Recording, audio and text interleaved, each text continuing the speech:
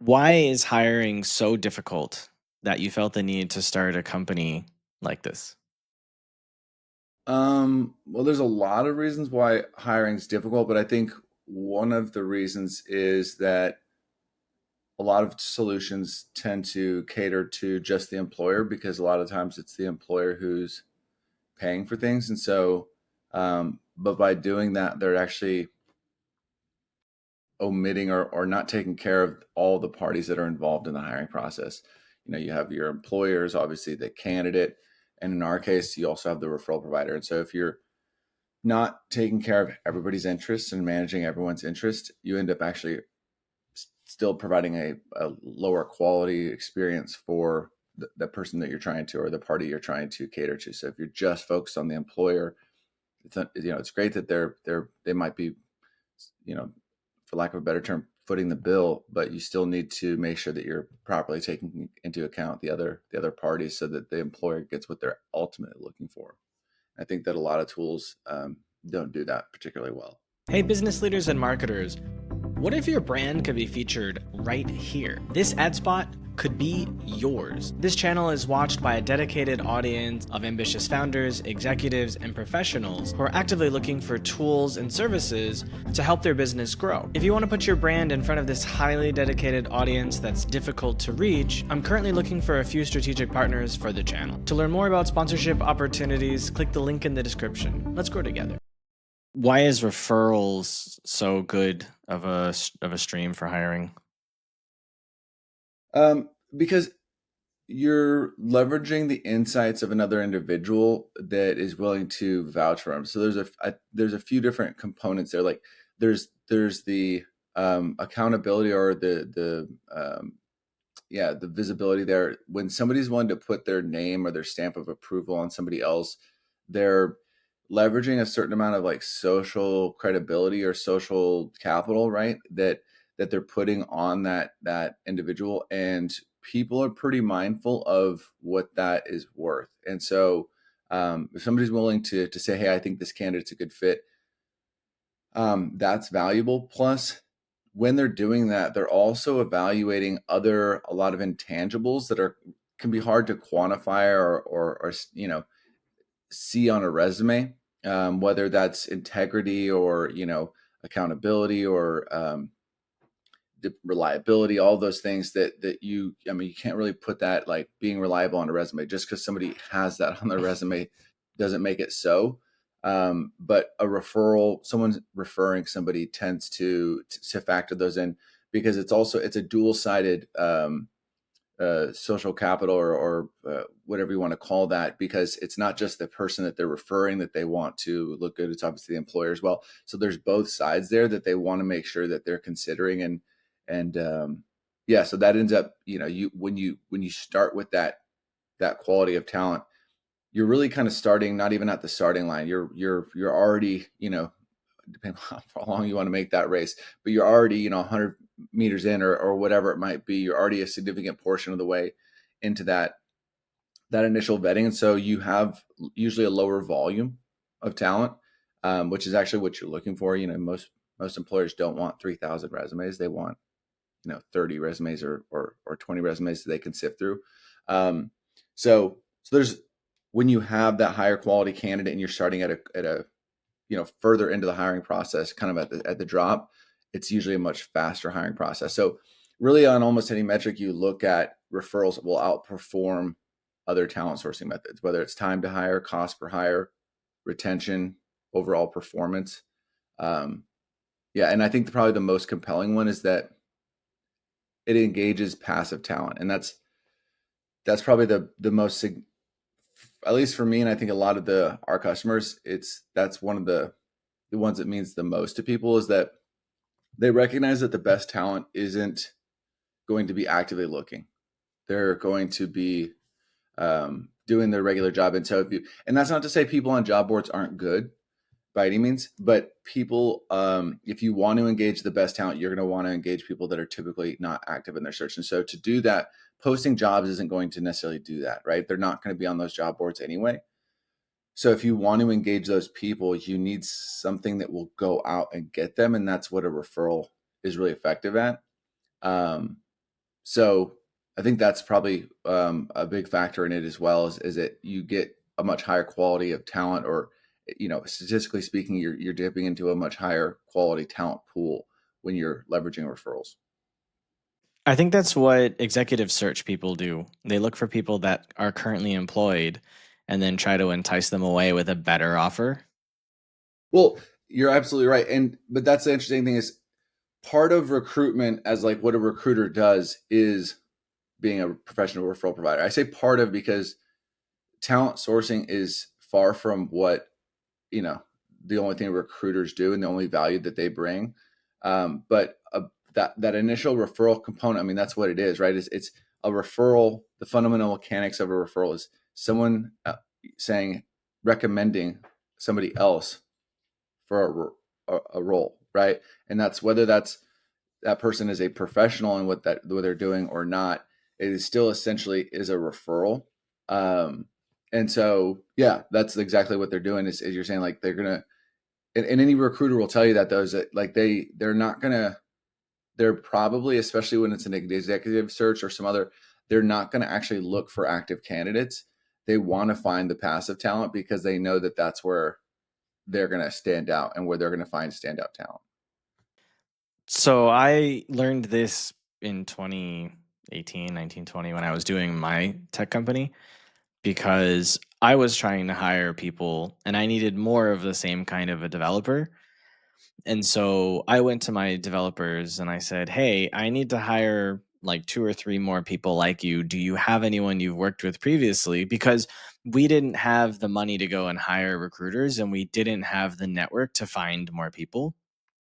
And so we went to our people, and obviously Boone didn't exist at that time, but we didn't have a way to do it. So we just went to our people and we're like, "Hey, do you have anybody that you worked with before that, you know, you liked, that you would like to work with again, that you trust to represent yourself and our company?" And so we were able to hire a few people off that, and it worked out pretty well for us. And they all had jobs. And so we were only hiring developers from the Philippines because we were also based in my COO was in Malaysia and I was in Vietnam. So we wanted to work with people in our time zone.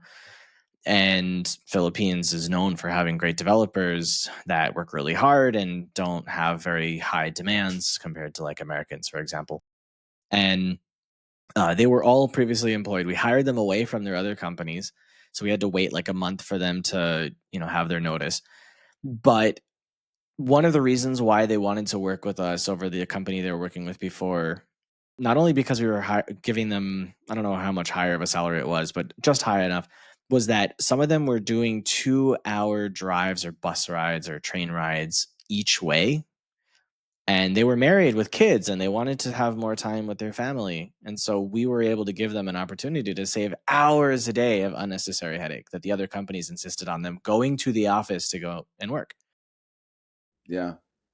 That's incredible. I mean, that's like almost a full workday if you think about like, I mean, that's half a workday at least, right? Yeah. For if it's 2 hours, I mean, yeah, that's an extraordinary amount of time just to be traveling for work.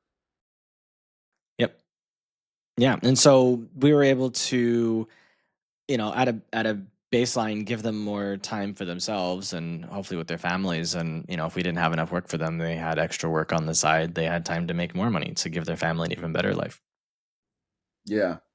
Yeah. And that's, I think that's the other part of it is it's a, when you're making that referral, that goes back to what I was saying before. Is it's the person referring is looking out for both parties. They're considering both parties and the benefit to them, right? And so that's the other thing is when you're referred as a candidate, um, you're you're getting something from someone that you trust, and you're more likely to engage that, even if you already have an existing role. And maybe you wouldn't even consider something if if it was a cold recruiter reaching out, right? But you're willing to, you're more open, you're more receptive to it right out of the gate, and you're more open minded to consider a new opportunity because someone has referred you, and it's even it can be even more compelling if they're active, if they're still at that company and they're still working there, because people aren't likely to. want to bring someone into a situation that they're not already themselves happy with.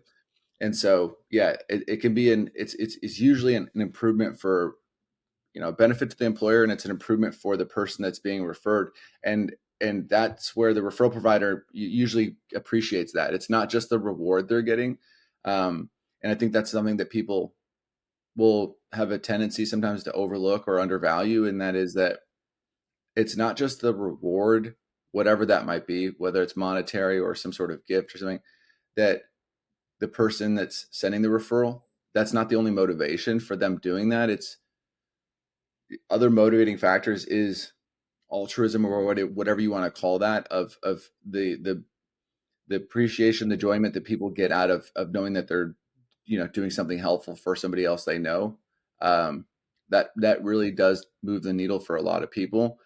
And so in this situation you're talking about, right, your employees are happy where they're at.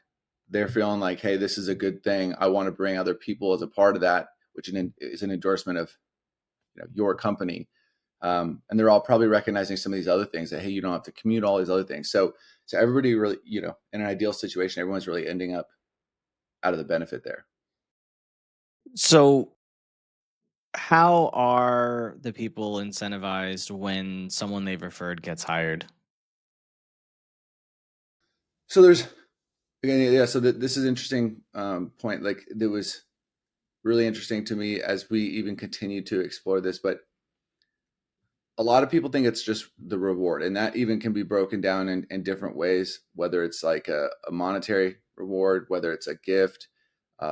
Boone offers points as well, which I like. I like combining those, but I think the cool thing about points is you can have uh, a threshold that people have to earn before they can redeem the points. So you can say, you earn 100 points. You have to earn up to 100 points before you can redeem any of these. The nice thing about that, though, is then you can offer, let's say, 10 points for signing up for the referral program. And as the owner of the referral community, you don't pay out that. It's not $10 that you're paying out to anyone that signs up, because them signing up, that in itself isn't really providing any value. You want to make sure that they continue to participate and contribute before you pay anything out. So you can set, so when you set that threshold, then there's other behaviors that you offer points for that help to kind of guide that person to providing a positive ROI to you before you pay that out. But that's just the rewards piece. Like there are, if we all there are other things like altruism, competition, seeing your performance improve, um, pain avoidance, which can be broken down to several. So I think what people overlook is that the obvious is way to motivate people is rewards. But if you and I took a test right now, as to like what motivated us, we would score differently, right? There would be like, if we had like a bar chart for those different things, we would have. And so the most effective way to have a motivational structure is one that is dynamic, that is broad, because then it motivates over a broader audience, right? You're not just focused on the one motivation type is only maybe going to resonate with a smaller audience. If you have a few different motivational structures, it's effective over a broader audience. And from our experience, it's more consistent because you're not wearing out, or you're not solely reliant on that one motivation factor. Because the truth is also, what motivates us varies, slightly from day to day. So, um, yeah, you end up with a much more effective referral program. So, yeah, you can, the specifics of what those are, what that altruism, what that recognition, those can be broken down and even presented in different ways that can make it even more dynamic, right? So that you're not just using one mechanism for recognition. And again, when you do that, then you get, from our experience, better results, usually more consistent results. Mm. It's interesting because what would motivate me in that situation is money. Like, how much can I earn from, referring someone? Because I think of it from a traditional recruiting kind of structure where if I help you hire someone with a $200,000 salary, I could potentially get, 20, 30, $60,000 as a commission. That's going to motivate me, not you going, "Congratulations, you've helped us find someone." Like, I don't care. I want the cash.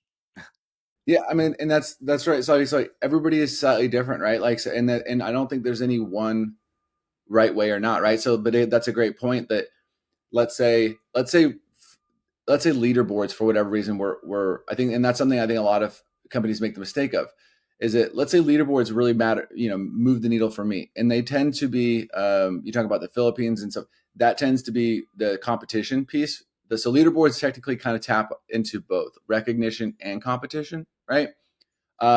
Which is also why they tend to be um, a bit more effective, is because again they're using more than one motivation mechanism. But let's say they motivate me. I think we've seen a lot of employers make the mistake of, oh, because it matters to me, it matters to everyone, right? And so then if I'm saying, oh, well, leaderboards, those, they obviously everybody loves those. Those are the best. Well, that's not obvious. That's not even true necessarily, Yeah. but I'm going to use that because that's my go-to. That's personally, and I'm not considering the fact that other people, that for you, for example, right, you'd say maybe yawn. I'm not interested in that. Like, so what, and then I'd be scratching my head saying like, well, why is Sean, not being motivated? Doesn't he like being recognized? And you're like, I don't dislike it, but that's not what gets me excited. Yeah. What was interesting to me about this, what kind of got me going down that rabbit hole early on, was when we were doing this as an agency, we offered a flat reward because we found actually that also that the simplicity was added to the excitement. Again, some people like being able to have variations of different rewards, but there's a point of diminishing returns, and that again also varies. But the we found that a simple, hey, we're going to offer you 5,000 was actually more effective than even having like something that may pay higher, because people didn't want to have to do the math, even if it was pretty simple math. Anyways, we'd offer 5,000, and we would say, okay. And sometimes these engineers that would get the referral or make the referral, they're making 200,000, 300,000 a year. And so 5,000 for them is not bad, but it isn't going to be life changing as much as maybe someone making 30,000, right? Where that's a much more a significant portion of their annual income. So they would oftentimes decline to receive the reward, which was had me scratching my head initially right out of the gate. So then when we started to do, and I would love to play the like, oh, I knew this card, like it was all part of my master plan type of play, but it was not, if I'm being honest. Initially, I was just donating that just to kind of, I guess, out of, like I said, I would not basically take it on my end. So I was just trying to like to hold some standard, right, and make it seem like it wasn't like a hollow offer, right? So we would donate the funds, but what we started finding was those people would then send more referrals, both more quickly from when I notified them about what their donation did, right, where it went. And they would be more likely to come back and send referrals. So they would do it more quickly. They become like a return referral provider more quickly, and they were more likely to continue sending referrals, which I was like, wait, like you didn't make anything off this. But what I realized is that I was unknowingly or accidentally um, double clicking on the altruism component, right? So they initially did that reward, and I think that nobody wants to say no to money, but I think for them, I'm guessing, is that they felt like taking that money would be wrong because they were trying to do it for altruistic reason, and so by taking that money admits that it's not purely for altruistic reasons, which isn't necessarily bad, but everyone has their own, So I think they were declining it to really kind of prove that that was just for the benefit of their friend and their company, right? And then when I donated the money, it was like made them so they felt good about the referral to begin with, and then their money turned out to be doing a donation. So now they're doing, with one referral, they're actually kind of getting two different benefits out of that, and so that's why they were returning back to the referral. So I thought that was when I started to realize that like this motivation component, there was a lot more to it, but that made it really interesting to consider like what engages people, what motivates them, and to keep an open mind that like what motivates me and what seems like super obvious common sense does not make it a fact or true or even the majority. Mm. It's funny because if I referred someone and I saw that 5,000, you better believe I'm going to be bringing you a ton of people as fast as I can because I want to make as many 5,000s as I can. Yeah. Now, I may decide to take some of that and donate it, which I've done in the past. I donate to two different things. One of them, in case you aren't aware of, this might be interesting for you to try to partner with them. Pencils for Promise or something. Do you know of them? I have no. There was this guy from New York. He was working on Wall Street, making tons of money, absolutely miserable. He went on like a backpacking trip in Southeast Asia, fell in love with the people there. There were these kids that were following him around, and finally he like tried to talk with them, and they were like begging basically, and he's like, what do you want? They're like, we want pencils. He's like, why do you want pencils? He's like, because we want to go to school, and we can't go to school right now because we don't have a way to write anything down. Like we want to learn. And he decided to quit his job and start a nonprofit to build schools for kids. And it's a really beautiful thing. So I donate to them once in a while because it's a lot of money to build a school, even in a foreign country. But the way that they do it is they get like 90% of the money from like donors, and then the other 10% comes from the government, which includes teachers to staff and to teach the kids. But the parents of the community that's going to serve have to put together the materials and build the school with their own hands. Interesting. And so everybody is aligned in the education, the future commitment of educating these kids. And I felt like it was a really beautiful thing. Another thing I've donated for is so like when my dad was really young, he was one of the first people to have open heart surgery. He was 6 years old. And he was able to have the surgery because my aunt, which I didn't realize until very recently that it was, well, my great aunt, was the one who put together all of the money. Like she had this thing going where she was putting together money for people. And then when my dad needed the surgery, she ended up putting together money for my dad. It was like $20,000 to She was $30,000. the original GoFundMe. Yeah. And so I I attribute her actions to saving my father's life because he was 6 and he had a hole in his heart. He was leaking blood. He was a blue baby, like all sorts of bad shit. And so I used to live in China. So I once donated to have a 3-year-old boy get open heart surgery in China. That's And awesome. I didn't get to meet him in person, but I got to do a video call with him because I can speak Chinese. So I was able to talk with him and his mom and all of that. And it was a really great experience. And unfortunately, the kid died from complications. Um, Oh, man. but so like I'm motivated by these things, but I'm not motivated by you telling me you're going to donate for me. I'm motivated by making the money and then deciding what to do with that money in the case I want to donate to these things. So what's interesting about that is so there's a few things there. One, I think the donating to education is in my mind. I'm not a donation expert by any means, but I do. There is a proven that higher standard of living, higher quality of living is directly connected to the education level of a community or a society, right? So if you can improve their education, you will improve their quality of living.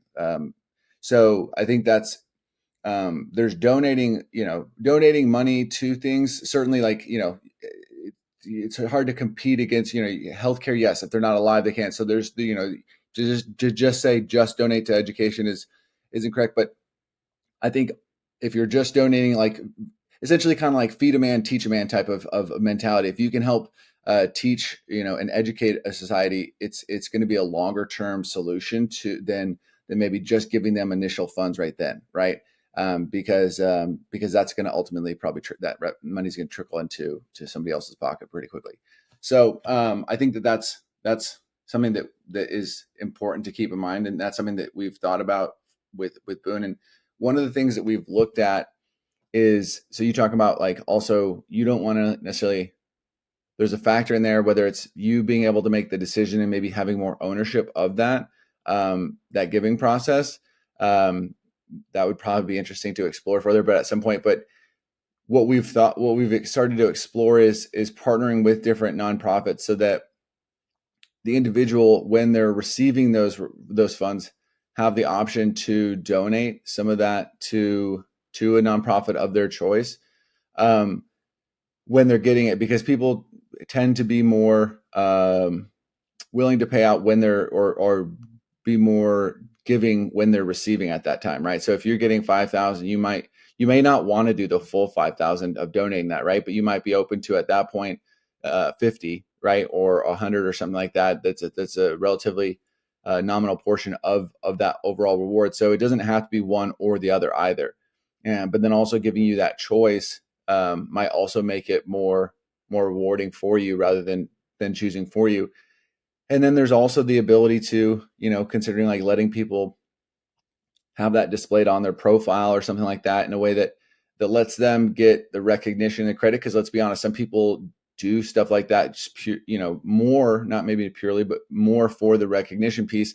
And from a there's a comment, you could have your own opinions as to whether that's the right way to do it or not. But from where I'm sitting, regardless of someone's motivational factors, if the end result is the same, fine. You know what I mean? Yeah, I might not appreciate that some people might want to do it more for recognition, and there might be some sort of argument of like, well, they should really do it from the kindness of their heart.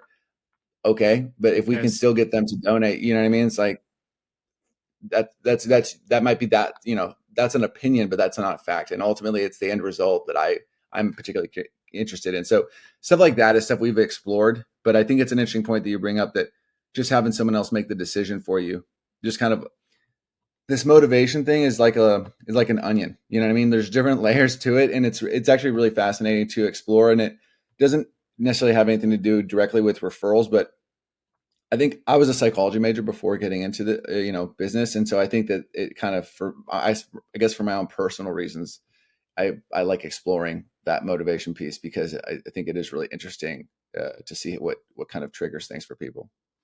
I also have a degree in psychology. That's why I also like to think about these things as well. So I think it would be curious to see if you had the ability to test giving someone the opportunity to decide who to donate to. If you give them more agency over the donation, if that motivates them, like if that increases the frequency with which they refer over the subset of people that just say just donate the money. I don't really care, where you put it. Yeah. Yeah. It would be interesting to see, like you're saying, like what my guess, if I was gonna hypothesize, I would say that it probably has a benefit and a higher return overall, but for a limited amount. If you give people, because and my pointing to this is like the studies of kind of like the ice cream study where they gave people multiple choices, and then they gave people three choices, vanilla, chocolate, or strawberry, versus a bunch. And when they polled the people at the end, the people that had fewer choices were happier with their decision. So I think that there's if you gave people a limited amount and maybe let them explore further, but that's me going into like more of the UI or probably how you would present all that. But yeah, it would be really interesting to see. But I also think it would probably be varying across different geographies and region and like communities, right? I think because that's something that I didn't quite value or appreciate, I think, as much, is that certain like in the Philippines, that whole region seems they're exceptionally responsive to competition and recognition.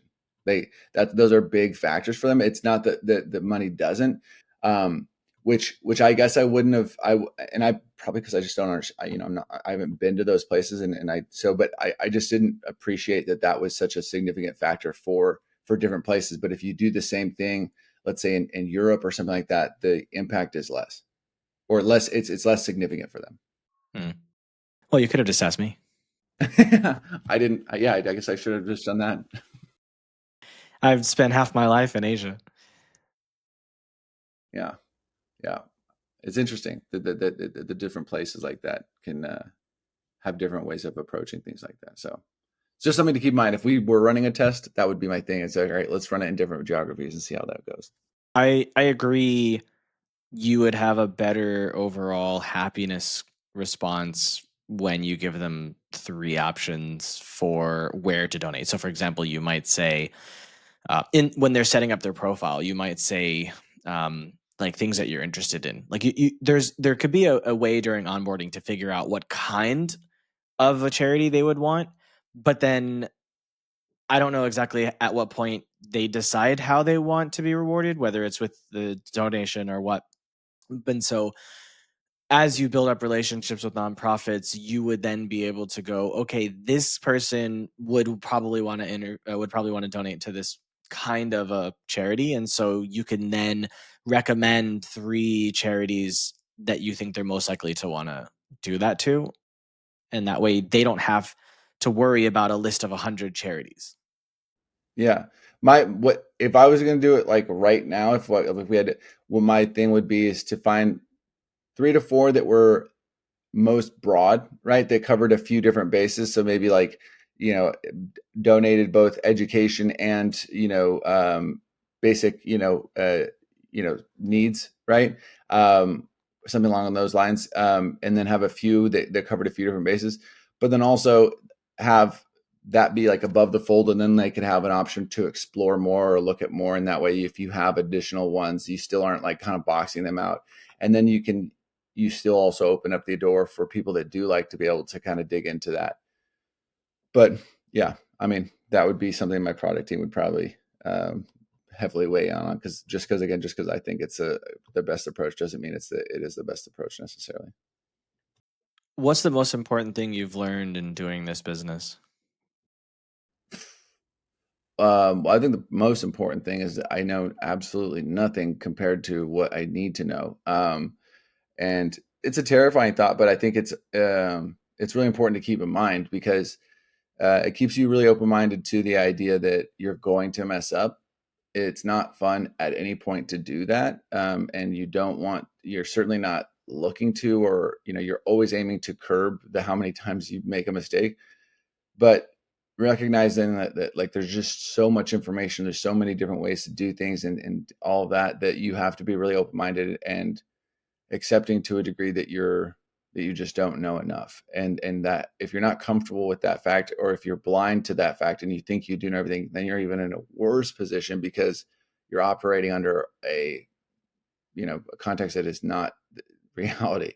So I mean, that's definitely one of the things I've had to, I guess, learn more is yeah, my just how little I know. But I think the other part is also being flexible. I think especially as founders, entrepreneurs, there's a certain amount of headstrongness that I think that comes with doing that. You tend to, that um, we tend to have, because that's how you have to have that to a degree just to start out. But like also being enough, using that strength, but also recognizing that there's times and situations where maybe the destination doesn't change, but how you get there does, right? And so you have to be able to be willing to accept that, although this was initially the path that you had planned to get to, from A to B, that's not actually what needs to be done here now, because of these new insights or whatever, we have to change